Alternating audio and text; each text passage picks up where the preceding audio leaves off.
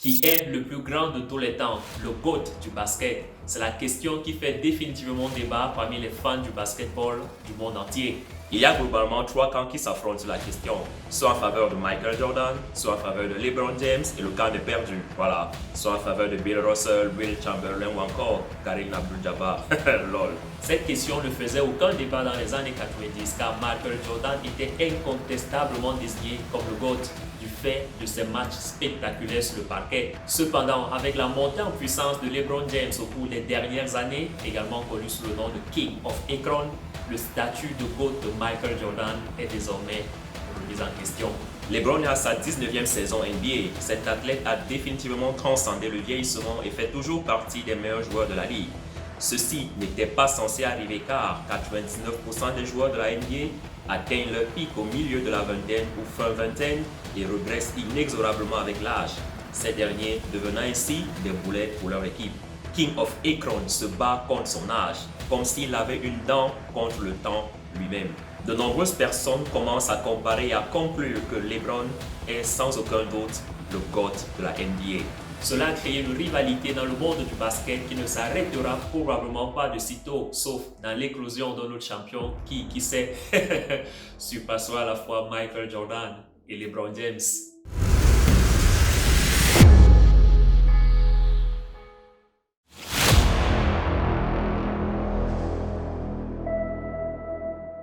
Salut chers femmes et hommes de caractère, moi c'est Ghislain Moumha et bienvenue sur Kassa, la chaîne qui promeut les personnes noires qui défient le statu quo. Pourquoi est-il si difficile pour les fans de Michael Jordan de croire que quelqu'un d'autre puisse surpasser le champion? Serait-ce parce qu'il s'accroche désespérément aux gloires passées de ce dernier et échoue à voir l'immédiat?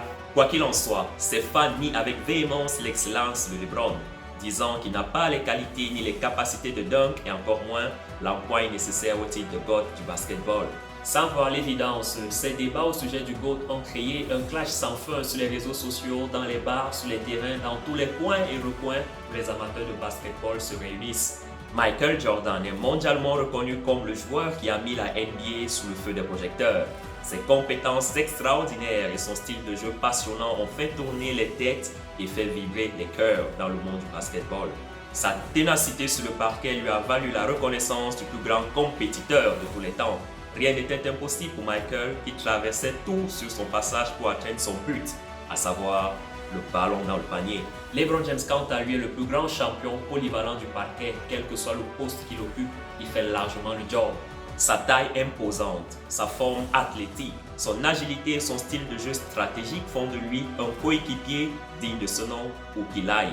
Il peut facilement s'adapter et faire face à tout type d'événements, ou presque, faisant passer une équipe de l'amateurisme à la gloire. Et ça, c'est fort.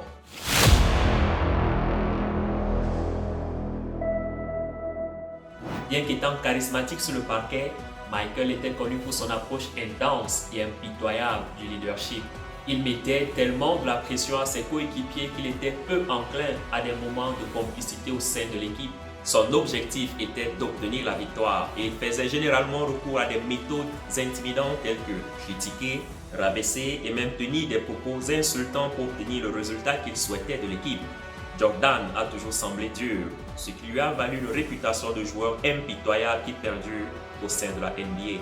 Sa logique et son argument, comme l'a déclaré Steve Kerr, l'un de ses coéquipiers, était « Si tu ne peux pas endurer des propos insultants à l'entraînement, alors tu ne peux endurer la pression des séries éliminatoires de la NBA. » Kerr a également ajouté que Jordan n'avait jamais demandé à ses coéquipiers de faire quelque chose qu'il n'avait pas fait. Peu importe à quel point Michael était réprimandé pour son style de leadership, il obtenait les résultats qu'il souhaitait. Michael Jordan a toujours représenté le travail acharné et la détermination. C'était des qualités qui le rendaient très admiré de ses pairs. LeBron James, quant à lui, est un bâtisseur d'équipe. Il a adopté une approche beaucoup plus douce du leadership, bien qu'il ait également poussé ses équipes au-delà de ses limites, comme le faisait Jordan. Sa philosophie, comme l'a déclaré l'ancien ailier des Cleveland Cavaliers, Richard Jefferson, dans une interview en 2017 avec ESPN, était « Plus je peux avoir une relation personnelle avec les gars, plus je peux m'attacher à eux. Plus je peux tirer d'eux et je peux entendre d'eux.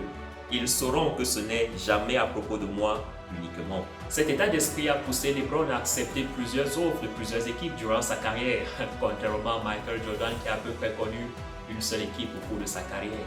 LeBron est un preneur de risques et n'a pas peur de se lancer dans l'inconnu. Il voit des opportunités là où les autres n'en voient pas et crée des victoires dans des situations désespérées.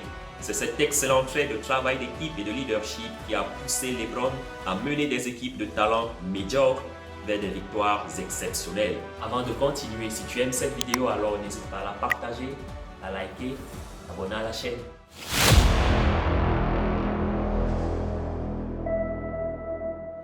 Il est assez difficile de tout mettre en perspective pour arriver à une comparaison raisonnable. Cependant, de mon humble avis, il existe des arguments objectifs qui permettent de classer LeBron comme le plus grand basketteur de tous les temps et loin de toute subjectivité émanant du plaisir des yeux, de l'euphorie que nous procure ou nous procurait l'un des deux joueurs lors d'un match et surtout, loin de tout clash à répétition entre fanatiques. Pour ce qui est des statistiques de base ou basics, comme diraient certains, LeBron a donc marqué plus de points à ce jour, effectué plus de rebonds, plus de passes décisives, plus de contres, beaucoup plus de triple-double et de très loin. En revanche, Michael Jordan a un meilleur ratio en lancer franc et effectué plus d'interceptions. Je le concède, cet argument démontre beaucoup plus la longévité de LeBron James au haut niveau par rapport à Michael Jordan, mais pas nécessairement qu'il est le meilleur dans ses compartiments de jeu. Mais très important, ceci démontre à suffisance à quel point LeBron James est un joueur polyvalent, doté de toutes ses facultés de passeur, oh oui, de rebondeur et de shooter.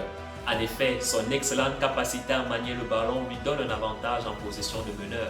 Il possède également l'agressivité et la technique requise pour jouer en tant qu'ailier et la force et l'équilibre nécessaires au poste de pivot. LeBron James a la capacité de compenser les limites de ses coéquipiers, comblant les lacunes pour garantir un grand match indépendamment du rôle qu'il est amené à jouer. En effet, le jeu de LeBron est si bon qu'il peut assumer en toute confiance n'importe quel rôle au sein d'une équipe de basketball, faisant de lui le joueur le plus complet de l'histoire de ce sport. Mais au lieu d'analyser les totaux combinés, car ils ont le défaut d'avantager LeBron du fait de sa plus grande longévité, regardons de près les statistiques par match. Michael détient plus de points et plus d'interceptions par match, tandis que LeBron détient plus de rebonds et plus de passes décisives. Et c'est là en général que s'arrête le débat pour certains fans et même pour certains experts qui sombrent alors dans une sorte de subjectivité hilarante alors qu'il reste encore beaucoup à dire en termes de comparaison entre ces deux. Jusque-là, tu l'as remarqué, le match semble équilibré, n'est-ce pas?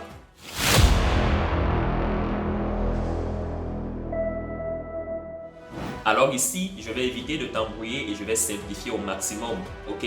Ces statistiques ne disent pas tout, mais donnent une vision macroscopique de l'efficacité d'un joueur et de son apport dans l'équipe. Ces mesures nous renseignent globalement sur l'efficacité, l'impact, la productivité et globalement tout ce qu'il serait nécessaire de mesurer. Le ratio d'efficacité du joueur, c'est un ratio qui permet de standardiser la production de chaque joueur par rapport aux autres et en fonction de son temps de jeu. Grâce à une moyenne générale toujours fixée à 15. Ces deux joueurs explosent bien évidemment cette moyenne.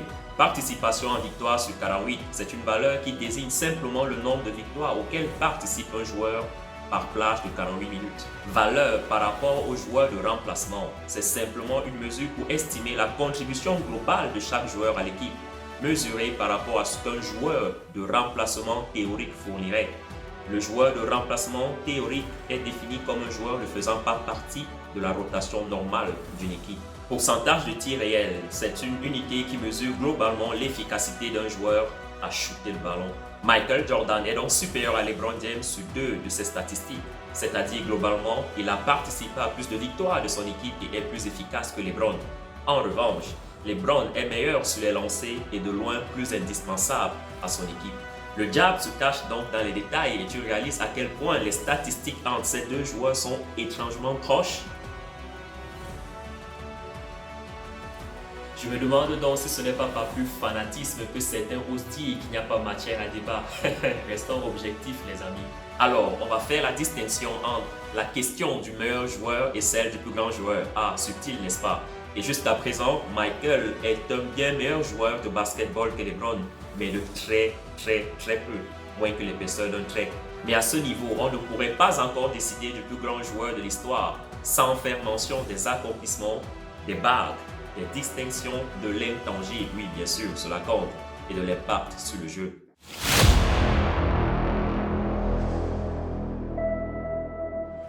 Alors, parlons rapidement des accomplissements car c'est bien évidemment très important. Mais je tiens à signaler que de mon point de vue, les accomplissements complètent les statistiques et non l'inverse. Il y a bien plus de distinctions qui existent en basketball, mais celles-ci sont bien celles que l'on considère en premier. Ces accomplissements ont été atteints par Michael en 13 saisons contre 19 saisons pour LeBron James. Et à ce stade, le débat m'aurait semblé plié en faveur de Michael Jordan. Et j'avoue, moi aussi à ce niveau, je me serais dit, là vraiment, il n'y a plus rien à dire. Jusqu'à cet argument fatidique qui m'a littéralement secoué. Avant de continuer, si tu aimes cette vidéo, alors n'hésite pas à la partager, à liker, abonner à la chaîne.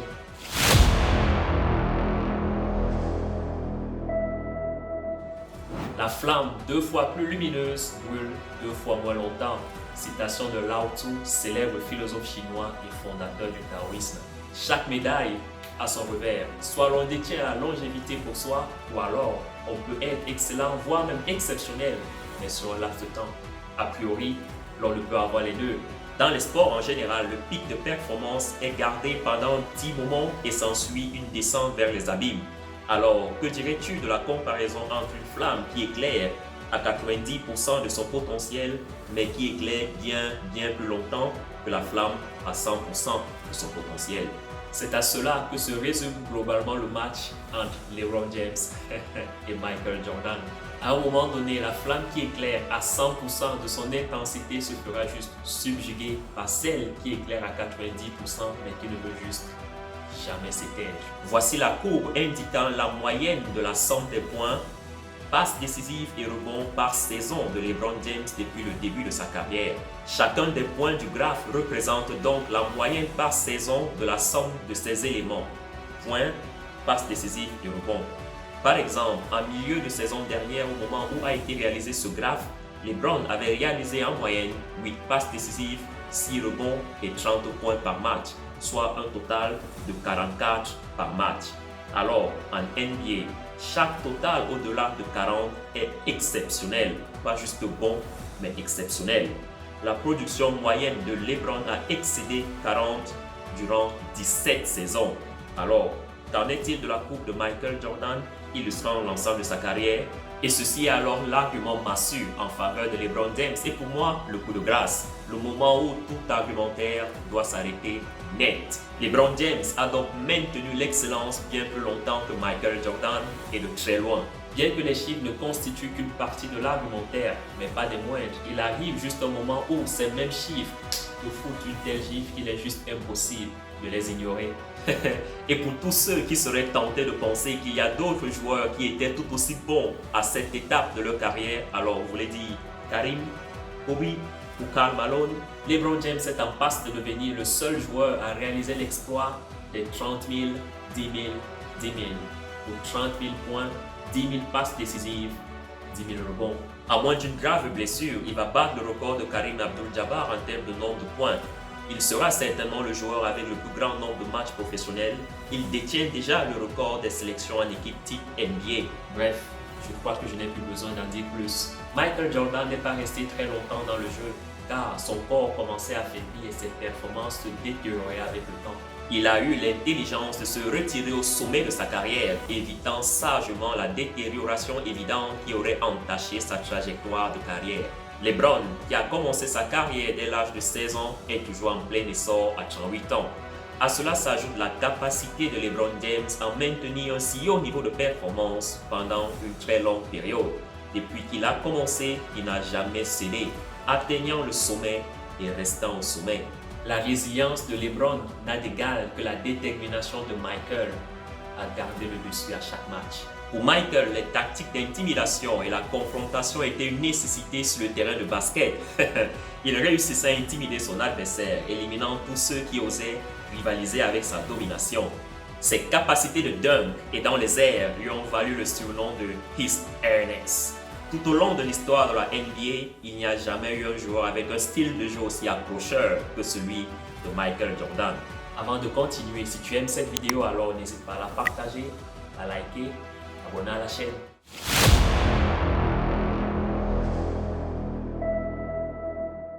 Malgré les nombreuses comparaisons diffusées sur divers médias sociaux et chaînes de télévision, les opinions de ces deux joueurs l'un sur l'autre et sur eux-mêmes ne sont certainement pas définies par ce que les autres pensent d'eux.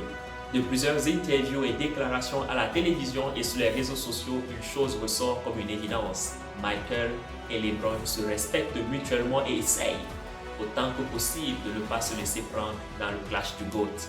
Cependant, leur objectif était et reste de réussir sur le terrain de basketball et de battre des records en étant l'exemple de nombreux aspirants qui veulent écrire l'histoire du basketball à leur tour. Cependant, une chose est très claire, LeBron avait un défi à relever, un record à battre, une légende à créer.